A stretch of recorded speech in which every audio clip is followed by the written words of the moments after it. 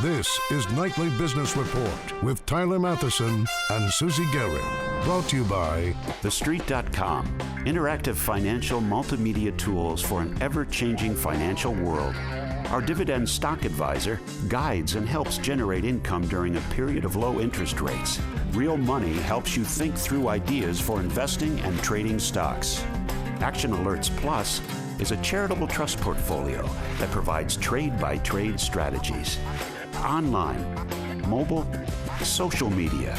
We are TheStreet.com. Fed up, a rout in stocks, bonds, commodities, you name it. Fear of the Federal Reserve pulling back on its bond buying sends investors to the exits. The Dow suffers its worst day of the year, plunging more than 350 points. What should you do now? On the move, home sales spiked to the highest rate in more than 3.5 years. But one set of buyers is on the outside looking in. And FaceTime. It's good to be the face of a brand, but what happens to companies if their founders flounder? You may not like the way it looks. All this and more on Nightly Business Report for Thursday, June 20th, 2013. Good evening, everyone. Susie Garrett has the night off. Remember those stock market gains rung up in May and until yesterday and today in June? Well, they are all gone now. Victims of a two-day slide that began yesterday and only got worse today. In fact, today was the worst day of the year for the Dow and the S&P 500, and save for a rally in the dollar, there was basically nowhere for investors to hide. Not equities, not bonds, not commodities. Now, the main trigger, of course, was yesterday's declaration from the Fed that it's ready to begin winding down its stimulus program. The losses were compounded, especially in commodities, by weak data on Chinese manufacturing. On Wall Street, roughly 20 stocks declined for every one that advanced on the New York Stock Exchange. All 10 S&P sectors were down, declining more than 2% each. The two-day drop was the biggest in percentage terms for the Dow and S&P since 2011, and the Dow is now off 5% from its all-time high set just a month ago. At the close, the Dow tumbled 353 points, ending well below 15,000. The Nasdaq lower by 78, the S&P 500 down 40. No matter where your money is, there's almost surely less of it today than there was yesterday. Virtually no asset, not stocks, not bonds, not commodities, was untouched by today's massive second-day reaction to yesterday's Fed speak.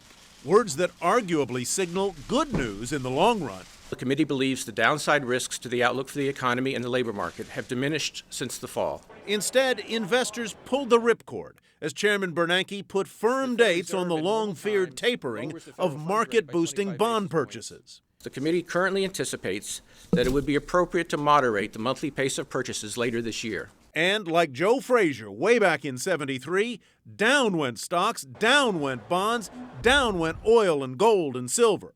All 30 Dow stocks lost value today, so did 96% of the S&P 500. Treasuries tanking, yields on the 10-year note topping 2.4% for the first time since August 2011. Oil down to $95.40 a barrel, lowest in months. Gold off more than 6% to its lowest level in almost 3 years. The drop in silver was the steepest among the precious metals, down more than 8%, also cheaper than it's been in almost 3 years. And now what? If nothing else, higher interest rates might be a good sign for savers. But are your investments at a crossroads? Are the good times of 2013 over? Or is this a chance to take advantage of lower asset prices just as the economy shifts into a higher gear? One point that we think a lot of investors are missing, though, is that the fiscal drag to the economic growth scenario for the U.S. next year becomes far more favorable. Well, let's get some perspective now from Phil Orlando, Chief Equity Strategist at Federated. Phil, good as always to see you. Question number one, is this bull market interrupted or bull market fatally wounded? We're just interrupted, Tyler. I mean, there's no question that the sell-off was a reaction to the Fed announcement, but I think the market's missing it. The Federal Reserve in our view, is going to be making a data-dependent decision. For them to be pulling the accommodation, which has been extraordinarily aggressive now for a number of years, they have to believe that the economy is ready to grow on its own at or above trend line, 3% or better. And they wouldn't be pulling the accommodation if they felt that the economy was still weak. So that's a positive, not a negative. Basically, it seems to me, Phil, that what Chairman Bernanke said yesterday was basically what he's been saying for months. Now, he did put some more sharp points on it, but what occurs to me is that the sentiment in the market has changed. A month ago, when there was bad news, the market played past it. Today, when there are signs of good news in the economy, the market doesn't take it very well. Why did sentiment change so abruptly? Well, you know, the market since the middle of May, I guess it was about May 22nd when this news first started to break, the market's been down about 6% over that period of time. So there has been sort of a shift to negative sentiment. And generally around FOMC meetings, you do get this volatility. In our view, this move today was oversold. That's not to say that we're absolutely at the bottom. From a technical perspective, theoretically, you could lose another couple of percent, but we think this is setting up as much more of a longer-term buying opportunity than a chance to be running for the hills here. So if you agree with your point that this is a buying opportunity, if you think that the economy is actually starting to get into a higher gear, which is certainly what Chairman Bernanke was suggesting there, where are the best opportunities to buy right now? What you want to be doing is focusing upon what Bernanke said. If the economy is improving, what are the economically sensitive sectors of the market that are cheap and poised to do better? We would focus on two areas: financials, like banks or insurance companies or diversified companies, and consumer discretionary stocks like housing, autos, and media. These are areas that are leveraged to the economy, and if we're right that the economy starts to pick up in the second half of this year and into next, then those stocks are pretty cheap and they ought to do pretty well. How alarmed were you by that Chinese manufacturing number that came out overnight? It certainly kneecapped the commodities space and presumably some of the commodities stocks as well. Is this what you would see as the beginning of a long-term slowing in emerging markets and in China? Yeah, there's the $64,000 question. I mean, we've been in the midst of an emerging market slowdown now over the last several quarters. And the PMI number that we saw out of China overnight was just another incremental data point that continues to concern investors. We would like to see the Chinese government come out with some fiscal and monetary policy initiatives that will sort of re-stimulate growth into the back end of this year or the start of next. But at this point, it's like waiting for Godot. We're watching the economy slow down in China. We're at maybe a 7.5% to 8% GDP run rate this year. We'd like to see that number sort of stabilize there, maybe move a little bit higher. But right now, the market's concern is that we're looking at an emerging market hard landing. And while we don't think that's going to happen, it's very difficult to change that sentiment in the face of data points like we saw this morning. Phil Orlando of Federated, always great to see you. Thanks, Tyler. You bet. With everyone focused on today's sell-off, it was easy to overlook some encouraging economic data. The Philadelphia Fed says manufacturing in the Mid-Atlantic region is currently at a 2-year high. Now, jobless claims did rise by 18,000 last week, but the moving average is still near multi-year lows. And a read on leading economic indicators edged higher in May to its highest level in 5 years, with figures for April revised upward as well. And there was more good news about housing in May. Existing home sales shot up more than 4% from the prior month, despite tight supplies, reaching the highest sales pace in 3.5 years.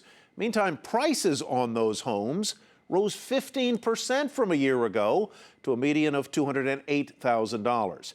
Now, while the housing market appears to be roaring back, there are still some troubling signs. Diana Olick joins us from Washington with more. Hi, Diana.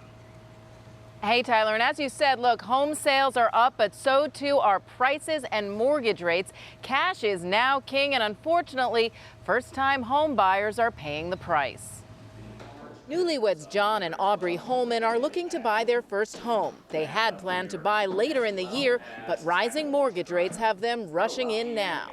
Right now, we're kind of looking at a mortgage that would be comparable to what we're spending for our apartment, but we could see it go up. The average rate on the 30-year fixed mortgage has gone up 0.75 percentage points since the beginning of last month, when Wall Street began to worry that the Federal Reserve would begin to roll back the extraordinary monetary measures it had been using to fuel the economy. That means if John and Aubrey buy a $400,000 home with 20% down, their monthly payment goes up 9% or $143 a month. Of course, the bigger concern for many home buyers is the fact that limited inventory is driving up prices, and that means not only do you have to take a bigger loan, but make a bigger down payment as well. Prices have been rising by double digits annually for the past 6 months, even higher in formerly hard-hit markets where investors have raked up thousands of distressed properties. Some of the increases can be explained by the fact that it is recovering from overcorrected situation. But with people's income rising at only 1 or 2%, prices rising in double digit, it cannot continue. Part of what's boosting prices is the fact that a third of all buyers are now using all cash, and that's not just investors. Regular buyers are putting more skin in the game because they're now being forced to compete in bidding wars for what few homes are for sale. It's the cost of doing business here in D.C. and, being in the situation we were, we kind of wanted to wait and make sure that we were financially secure before we jumped into a home. Now, while listings were up slightly in May, they're still well below where they were a year ago. Sellers are gaining some home equity and moving very slowly back into the market, but not fast enough to meet that rising demand. Tyler? So as Mr. Yun said there, with incomes growing only 1%, you can't sustain the price gains at 15%, right?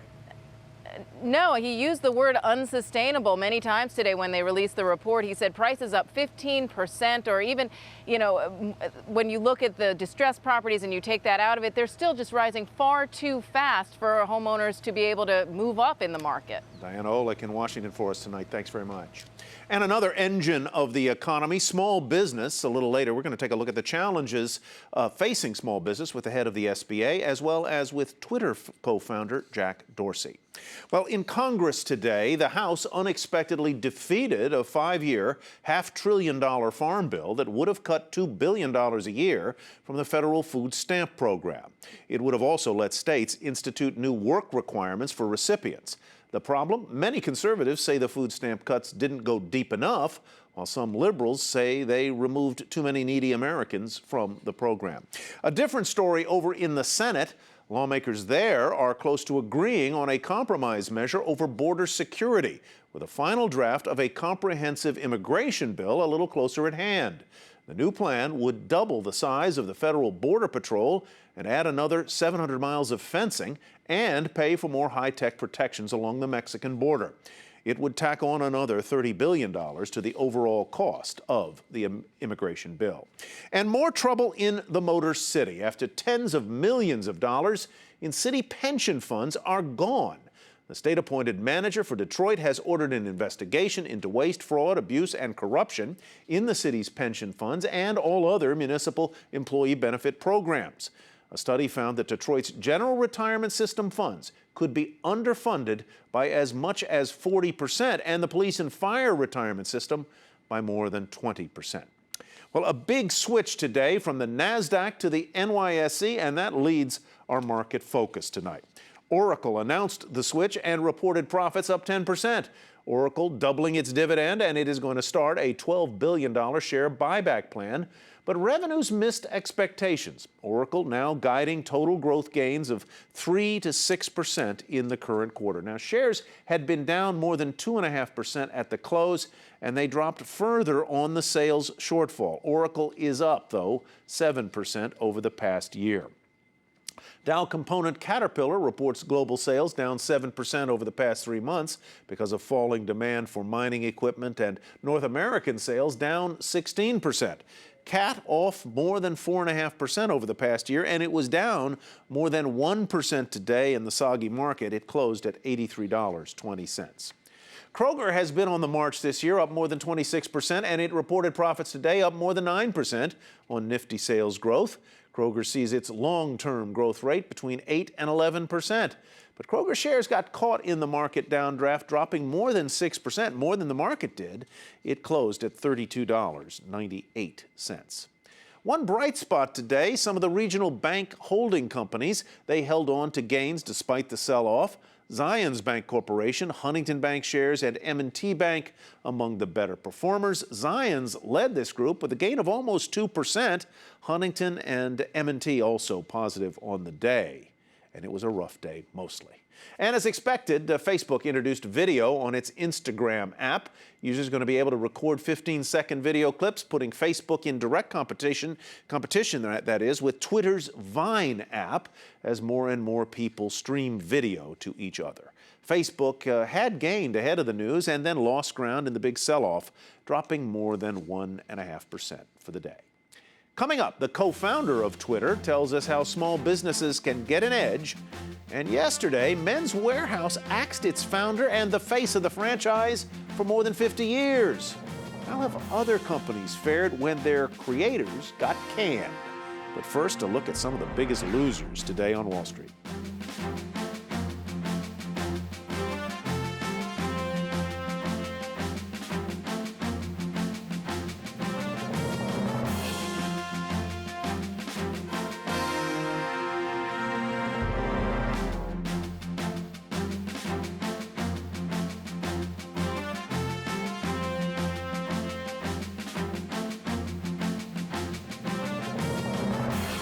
Yesterday, the founder of Men's Wearhouse was fired after 40 years at the retailer. But building a company from the ground up doesn't guarantee a founder's CEO stays in the top spot forever.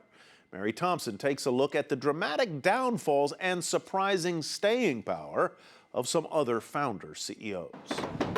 It takes a certain type of person to build a business, and sometimes a different type of person to run it once it's built. You're gonna like the way you look, I guarantee it. Men's Wearhouse founder and former chairman George Zimmer did both. I think the entrepreneur-founder is very much at one with his company. The founder, chairman, and spokesman for the chain since 1973, Zimmer ran the company for 20 years before stepping down as CEO in 2011. Fired on Wednesday as executive chairman over an undisclosed dispute, Zimmer's departure a surprise for those who study CEOs. They say performance, not personality, is usually the reason for the firing of a founder CEO, though in the case of Men's Wearhouse, analyst Richard Jaffe says performance wasn't the problem. Men's Wearhouse has been, at least in the last 6 quarters, on an accelerating trend of improved performance. So it's hard to look at it and say it's been underperforming. Stock's up about 30% in the last 12 months, so things aren't going badly here. Things were going badly for online couponer Groupon earlier this year when it fired CEO founder Andrew Mason. Mason noting the reason in a cheeky resignation letter, citing 2 quarters of earnings misses and a stock price trading at a quarter of its listing price. 9 years after founding Apple, disappointing Mac sales took out Steve Jobs. Returning 11 years later, his reappointment as CEO in July of '97, marking one, if not the greatest, corporate comebacks ever. Michael Dell's return to his firm less successful. Leaving on his own, he returned and is in a fight to maintain control and take the computer maker private. Others don't struggle but soar. Like Oracle's Larry Ellison, the software company's founder still successfully steering the firm he founded in 1977. And while Martha Stewart is still the top chef in her company's kitchen, its stock performance has been lukewarm at best. Builders all, but for CEO founders, if it's not built to last, they might be shelved. For Nightly Business Report, I'm Mary Thompson. And from the big companies to the smaller ones, this week is Small Business Week, so let's focus on what they are saying about the economy and the challenges they face. We're joined by Karen Mills, Administrator of the U.S. Small Business Administration, and Jack Dorsey, Twitter co-founder and CEO of the technology firm Square. Welcome to both of you. Let me begin, Ms. Mills, with you. What are small businesses telling you about how they view the economy today? Well, this is National Small Business Week, and we have just finished crossing the country. We started in Seattle at Microsoft's headquarters with hundreds of small businesses. We went to Dallas, to St. Louis, and we talked about everything from technology to manufacturing. And small business is really on a rising trend across the country, partly because technology is leveling the playing field, and we're finding small businesses that can compete with large ones, and also because there's onshoring. Manufacturing is actually coming back to this country, and small businesses in the supply chain are benefiting. So when we look at the trend today, despite the markets today, the long-term trends for small businesses are accelerating the recovery that has really been quite promising in the last year. We certainly do see some of that onshoring, the return of manufacturing jobs to the United States. But Ms. Mills, when I speak to small business owners, they seem quite worried about two areas of uncertainty. One is taxes, and the other is health care under the Affordable Care Act. What do you tell them to expect there? What are you telling them to get ready for? Well, there's nothing that small businesses like better than a tax credit, and that's one of the reasons why we've actually passed 18 tax credits over the last several years to make sure they have more money in their pocket to invest in their businesses. And in the case of Affordable Care Act, there is actually some very interesting positive news coming, because one of the things small businesses really care about is access to affordable care. And for small businesses, particularly those under 50, they are now going to be able to go into marketplaces starting the first of next year, where they're going to have insurance companies actually bidding on their business. You know, small businesses pay 18% more than big companies for the same health care just because they're small. And now with the marketplaces, they're going to be able to make apples to apples comparisons and get a better deal. Mr. Dorsey, you've started small businesses, and some of them have become big businesses. I was speaking just yesterday with Neil Ferguson of Harvard, and he was decrying how hard he sees it today to start a small business in America. Do you see it that way? Is it harder than it used to be? Is it too hard? I think it's one of the toughest things ever to get going and to start, but technology is enabling people to start faster and to start with less resources. So we see a trend in people using devices they already know how to use. Their 2-year-olds know how to use. They can buy, anywhere in America and instantly start participating on. So we love this, especially at Square, where we've enabled a bunch of small businesses not only to accept credit cards with a device they already have, such as their phone or their iPad, but also it accounts for their entire business. So he was really pointing, easy. I think, more towards red tape and permits and things that he had to go through to get his business off the ground. Let me turn the conversation, Mr. Dorsey, if I might. One of the other things that small business people tell me or ask me all the time is, I want to use social media to help my business. I want to use technology to do it. I don't know how, and I'm a little afraid of it. What's the best single piece of advice you could give a small business person about using social media to grow their business? The simplest thing is to talk about what you love. Tweet about what you love, Facebook about what you love, take pictures about your craft, about your business. That's what's engaging to your customers. And these are tools just to broadcast, to accelerate, to increase the participation of people who might be able to see them. So don't be overwhelmed by the concept of technology, but just speak as you would to any customer walking into your store. Jack Dorsey. And small businesses just love the fact that they can now get on Twitter, they can talk right to customers, and technology is really allowing them to do things that they couldn't before. Even using Square, food trucks and others can use credit cards. So it's really opening up. The innovations that have come from companies like Jack's are really opening up the playing field for small businesses. Mr. Dorsey, Ms. Mills, thank you very much for being with us this evening, and congratulations on Small Business Week. Thank you. All righty. Coming up, even as people keep an eye on the purse strings when it comes to charity, they still open their wallets, but maybe not as wide. We'll explain. But first, another look at how commodities, treasuries, and currencies fared today.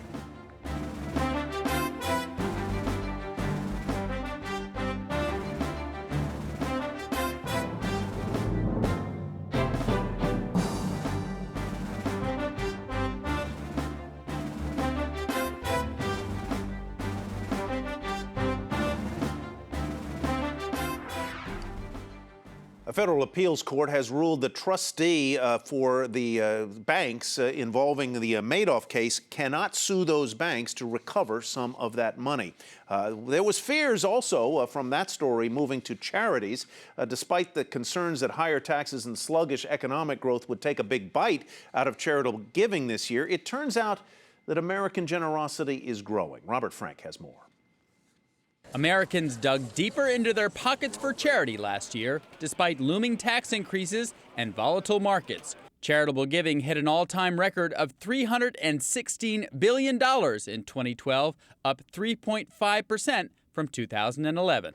High-profile billionaires like Warren Buffett and Bill Gates grabbed the biggest headlines, and Facebook founder Mark Zuckerberg joining the Big Givers Club last year with nearly $500 million in giving. But philanthropy by the masses helped drive a lot of the 2012 increase. Gifts from individuals rose 3.9% to $228 billion. Giving by companies rose an even stronger 12%. The U.S. is still the most charitable country on the planet, but not as charitable as we were before the crisis. On an inflation-adjusted basis, giving in America is down 8% compared to that all-time peak in 2007. Religion still captures the biggest share of charitable dollars, about a third, with $101 billion.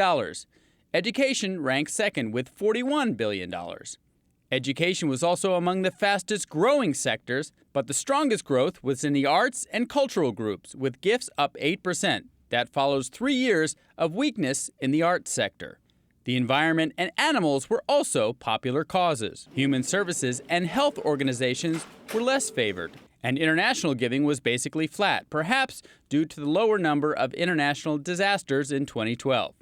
We'll see whether higher tax rates and a possible change in deductions will reduce America's giving in 2013. For Nightly Business Report, I'm Robert Frank. And that's it for Nightly Business Report for tonight. I'm Tyler Matheson. Thanks for watching. We'll see you back here tomorrow night. Nightly Business Report has been brought to you by TheStreet.com, interactive financial multimedia tools for an ever-changing financial world. Our dividend stock advisor guides and helps generate income during a period of low interest rates. Real Money helps you think through ideas for investing and trading stocks. Action Alerts Plus is a charitable trust portfolio that provides trade-by-trade strategies. Online, mobile, social media. We are TheStreet.com.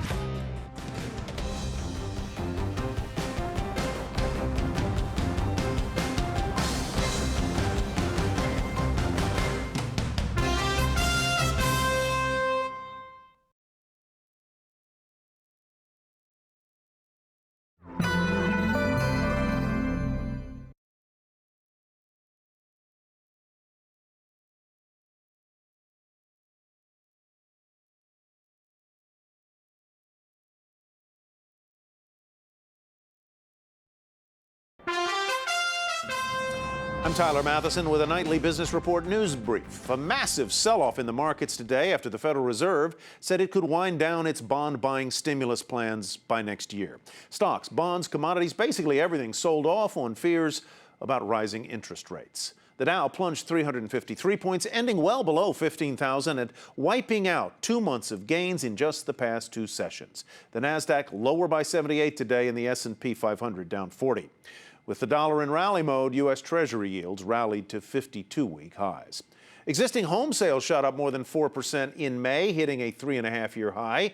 And Facebook will now allow users to add 15-second videos through its Instagram service. Tune in to Nightly Business Report right here on your public television station.